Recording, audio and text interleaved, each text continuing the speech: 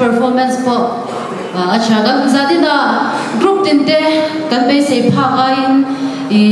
acapella in disiak na kan ti cha ma performance ani se kan ti cha hey lam chu han zai be ka chu thil harani kan ti po khan o flat le kan yang be lom lo khan mo ni takin kan la zai thei kha in bon kan ti ni group zong zong te kabulami hi kan zot te convener ti chan an convener tur te khun chiang sa re me ya chuan chuan ni dang hi kan zo te nge I kha la kha tu than nge ki matlab ni chu wang ni chu mo em tin zali na hian in dress ko thi amoi ke tia I aswana tel wang ani karinga em be ro moi na san ni aswana tel lowin ro te a chau tel se za thi hian in moi no na ka yang kan just te chigin tuge comenang lo arrangement vel po chakut mai kha in non ding chuak shim bo ka be se khan sang deure phala hei bial zai po member tele I bial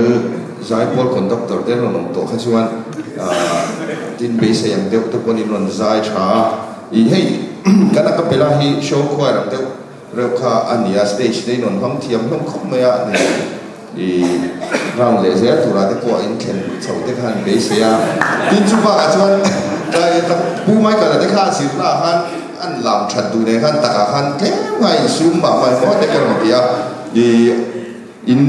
ni ke chinan soi to khan hum chef tak ka ra thai in zai thea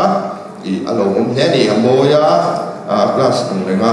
I branch item turat angatan po za yom lo ni kan soi du ni tin I music and sound system subcommittee de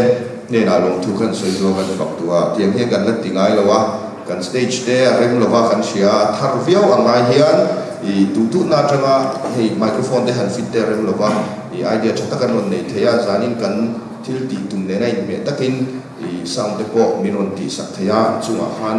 I long thu kan soi bok ani judge de amin